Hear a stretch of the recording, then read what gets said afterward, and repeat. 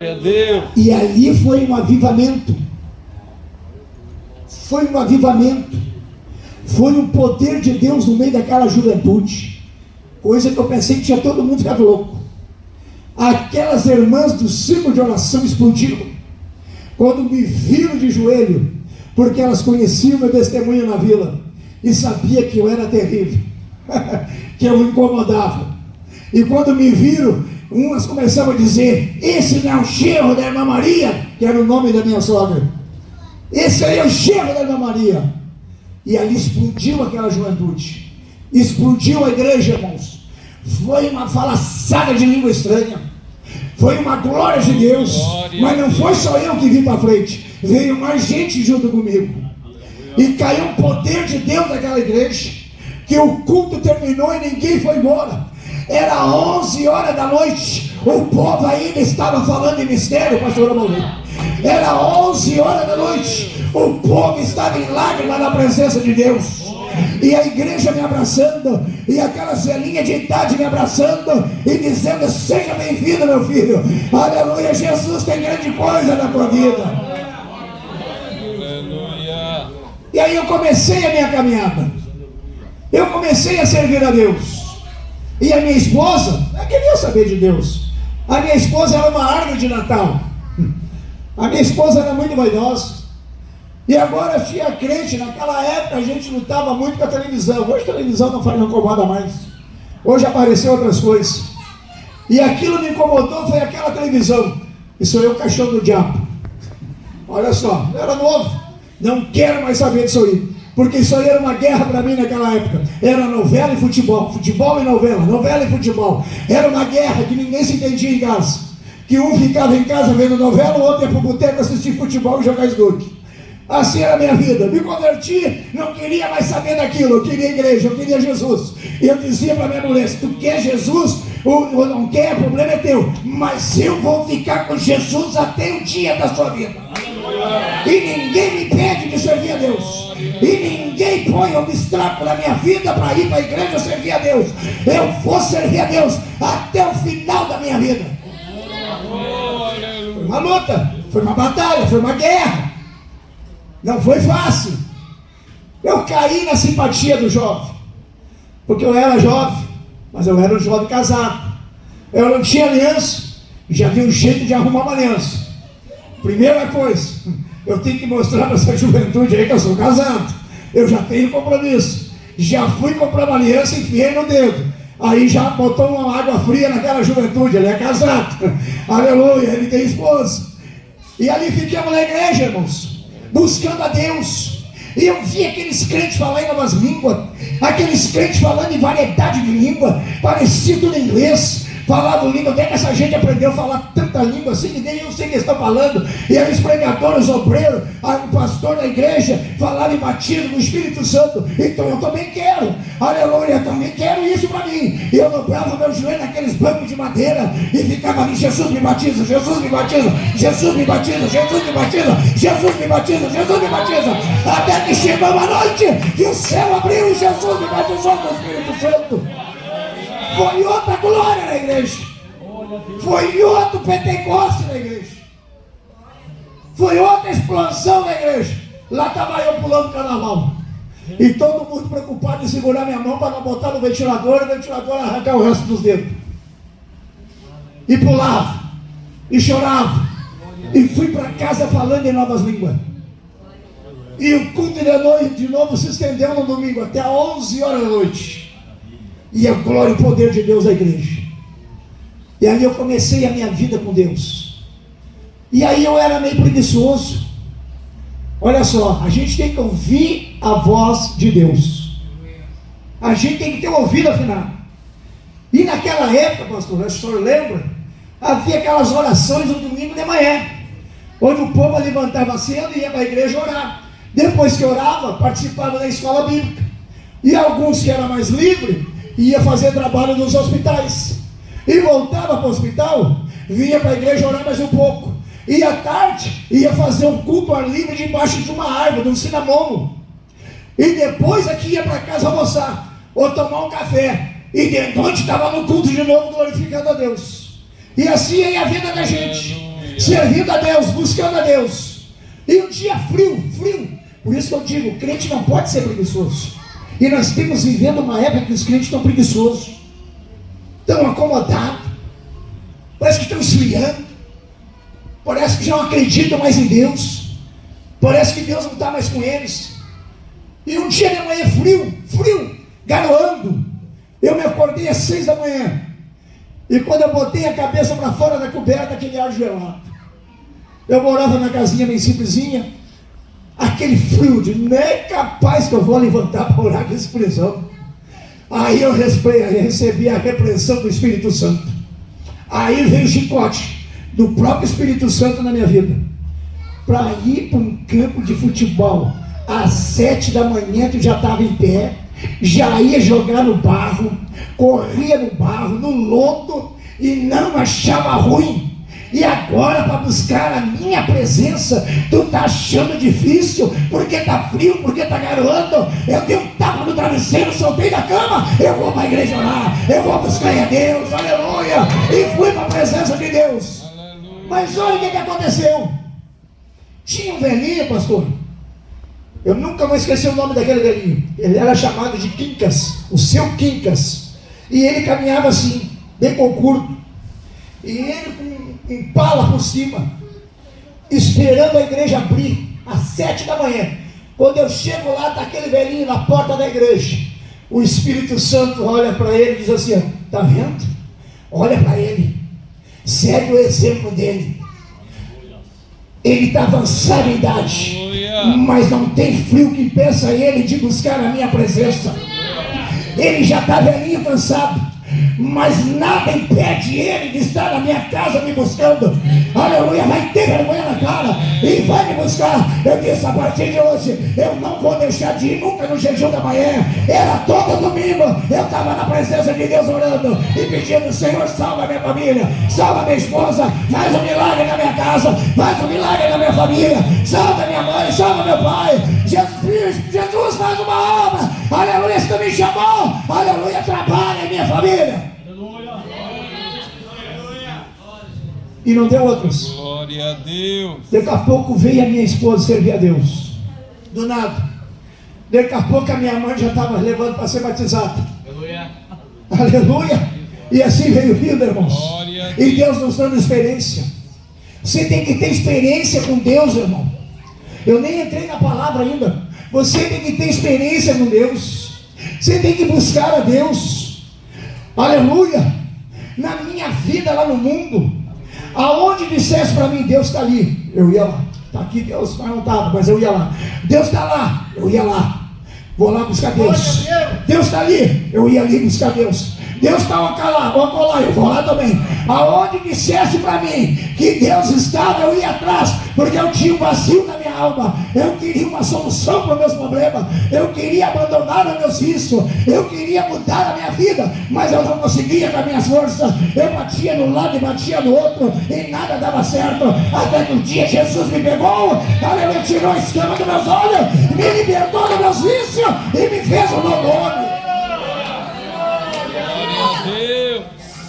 Eu comecei a ter experiência com Deus. Você tem que ter experiência com Deus. Na minha juventude eu ouvi os crentes, pastor, dizer assim: eu ouvi Deus falar. Eu, como assim? Sentado no banco, como você está me olhando, eu ouvi Deus falar, mas eu também quero. Eu tinha esse negócio comigo.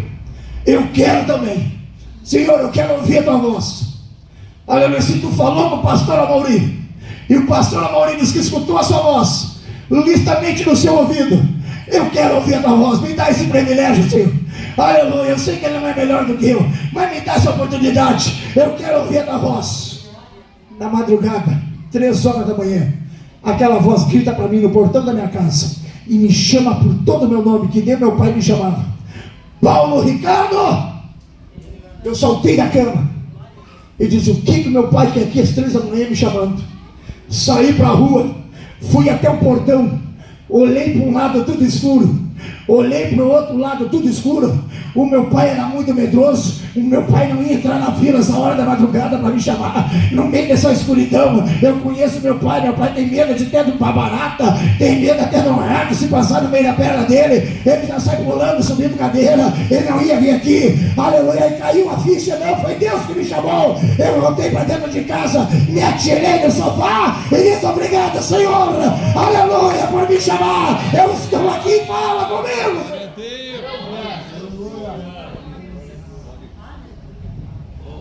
Quanto aqui já ouviu a voz de Deus? A voz de Deus. Deus fala. Pede para Deus falar contigo o que Deus fala. Ele te chama pelo teu nome. Ele te chama na madrugada para orar. E eu, onde eu morava, tinha 3 terreiras de Umbanda. E eu vivia nessas coisas. Eu procurava Deus nessas coisas. E aquilo começou a me incomodar. Aqueles bumbum na minha cabeça de noite. E eu tinha que levantar cedo para trabalhar. E aqueles bumbum na minha cabeça à noite. Eu digo: meu Deus do céu, eu não consigo dormir. Eu tenho que trabalhar. Agora eu sou teu servo, eu sou teu filho. Para dessas coisas. Amarre esse demônio. E nada. Eu digo: eu já sei. Eu fui para a oração. 3 da manhã, eu dobrava o meu joelho lá no sofá, na sala, e dizia: Senhor, amarra esse demônio, liberta essa batuqueira, liberta esse batuqueiro, ou arranca daqui, ou fecha essa terreira. Aleluia. Eu fiz uma campanha, sabe o que aconteceu, pastor? Fechou as 3 casas de Umbanda, entrou silêncio e uma camaria na vida. Eu pude glorificar Deus, aleluia, não porque eu era melhor, é que eu cria que em Deus tinha poder para desfazer com as obras do diabo. E eu quero dizer para ti: Deus tem poder para destruir as obras do diabo na tua vida. Aleluia. Não há demônio que resista a presença de Deus. Oh, glória a Deus. Passei auxiliar da obra. Nunca quis ir para o púlpito pregar. Nunca. Mas por a Deus me chamar, e eu não sou pregador, me deu a oportunidade. E eu chegava na igreja, não tinha pastor ruim para mim. Não tinha pastor problemático para mim. Eu era amigo de tudo que era pastor. Não precisava dizer para mim o que eu devia fazer. Se eu tinha que passar um pano nos bancos da igreja, eu já estava passando. Se tinha que abrir a porta da igreja, eu já abria a porta da igreja.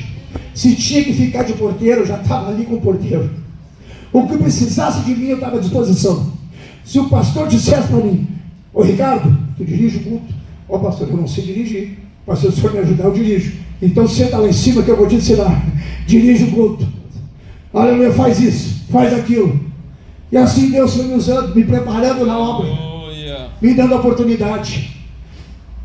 E aí a gente vê aquelas coisas que eu não acreditava.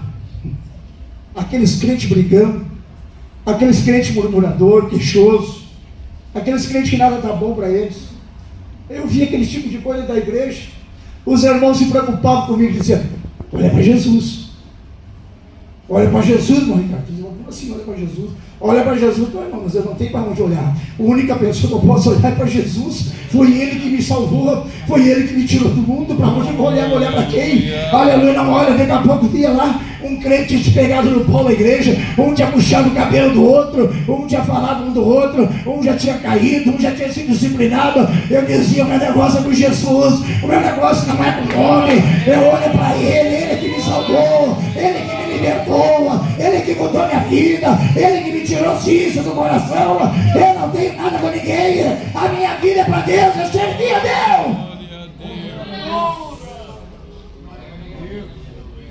Irmãos, aquele tempo não precisava de tanto estargalhaço que se vê hoje. É tanta gritaria ameaçada que não se vê nada. No meu tempo era somente pregar a palavra e o Espírito Santo atuava. Não tinha muito efeito.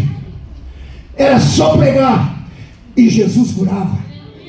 Era pregar a verdade e o pecador vinha na frente com carteira de cigarro, com faca, e jogava tudo no chão e dizia: eu quero Jesus, eu quero Jesus. E o poder descia sobre a igreja.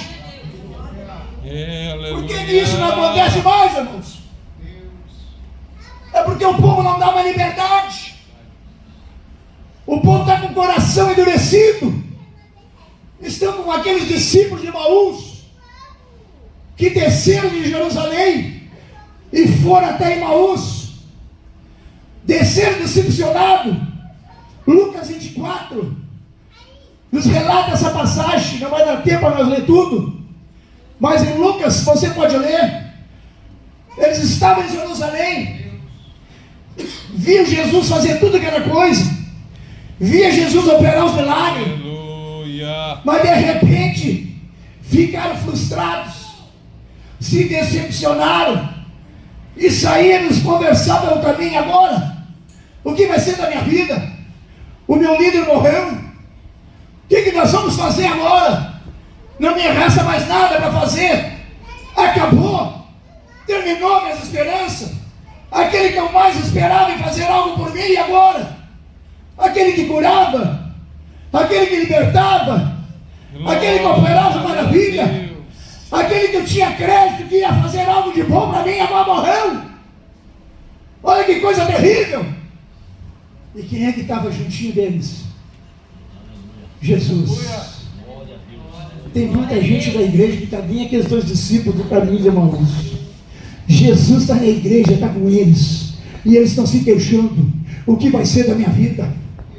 Eu estou passando por uma crise, estou passando por um momento difícil. Ou outros dizem assim: eu estou numa crise, eu estou num momento difícil da minha vida. Eu quero dizer uma coisa para ti: não diga que tu está num momento difícil, que tu está numa crise, mas diga: eu estou passando por uma crise, porque a crise vai passar e Jesus vai te dar vitória. Eu estou passando, aleluia, um problema de enfermidade, mas a saúde vai chegar. Eu estou passando por um problema financeiro, mas a vitória vai chegar. Deus vai abrir a porta. Eu estou passando pelo problema familiar, pode crer que esse problema Deus vai solucionar.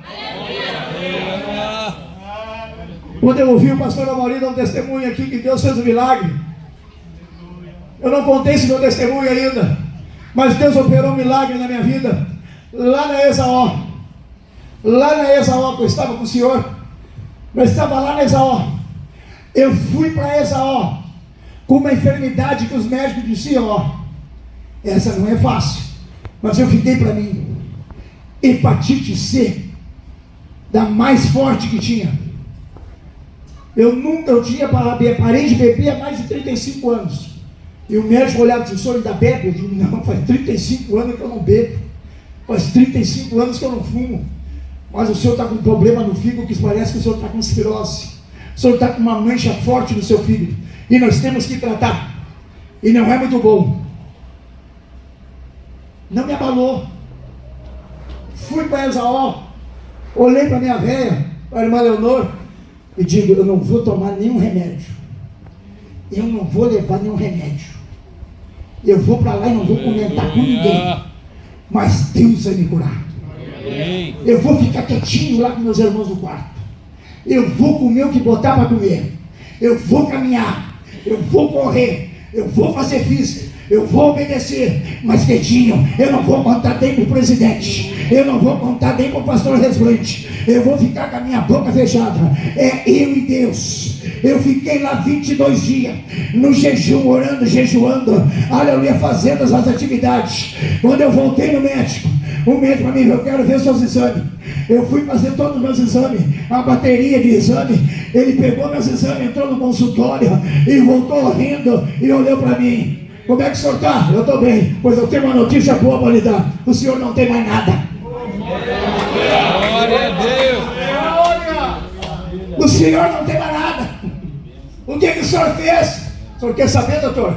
Então agora eu vou contar o que o senhor fez. Primeiro, Jesus me curou. Segundo, eu fui para um retiro espiritual e, aleluia, fiz muita ginástica, muita física, controlei a minha alimentação, não comi demais, tive controle em tudo aquilo que eu comia, mas confiando em Deus. Então o senhor está curado, o senhor não tem mais nada. O senhor só volta aqui de 6 em 6 meses para lá dar uma olhadinha, e de 6 em 6 meses eu estou lá. Ele olha, está tudo normal, só tem uma manchinha aí, só uma trazia, mas não tem mais nada. O senhor está totalmente curado. Então eu vou comer carne de porco, eu vou de vez em quando tomar minha Coca-Cola, eu vou comer minha carne gorda, porque Jesus me curou, e Ele cura. Ele é o mesmo ontem, hoje e será eternamente.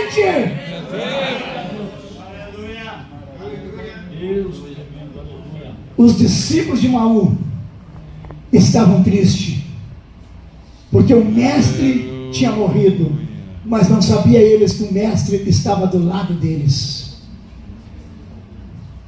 E eles disseram: bem que eu sabia que tinha algo de errado, porque o meu coração fervia. E eles não entendiam que quem estava ali era Jesus, mas não era mais o Jesus em carne. Por isso que eles não conheceram, porque quem estava com eles era o Jesus glorificado. Não era o mesmo Jesus que estava na terra, era o Jesus ressuscitado, um corpo glorificado. E quando Jesus se dá a conhecer para eles, eles entenderam que Jesus estava ali. O que eles fizeram? Eles continuaram descendo, aleluia, para Emaús. Eles voltaram para Jerusalém, aleluia, eles foram de volta, aleluia. Sabe o que o diabo quer? Ele quer que tu desça. O prazer do diabo é ver tu descer. Ele quer que tu desça da presença de Deus, mas Deus quer que tu suba para a presença dele. Deus quer que tu suba para o caminho de oração, para o caminho de santificação, para o caminho de leitura da Bíblia, para o caminho de estudo, para o caminho de renúncia. Deus quer que tu suba para a presença dele. Mas o diabo, ele quer que tu desça. Ele quer que tu olhe para os teus problemas, que tu olhe para ti. Aqueles homens estavam doentes, mas qual era a enfermidade deles, pastor? Não era física, era na alma. Não era o corpo que estava doente, era a alma. E eu sei que tem gente doente na alma hoje aqui nesta noite, que estão com o corpo perfeitamente em saúde, estão com saúde física, mas a alma está enferma, desacreditado, sem crença, achando que não vai dar mais nada certo, que tudo acabou, que tudo está perdido, que não tem mais solução para a família, que não tem mais solução para nada, aleluia, que não tem mais saída. Mas eu quero te dizer nessa noite: Jesus está aqui, Ele ressuscitou, e Ele tem poder para fazer o milagre da tua vida e o milagre da tua família. Vamos colocar de pé.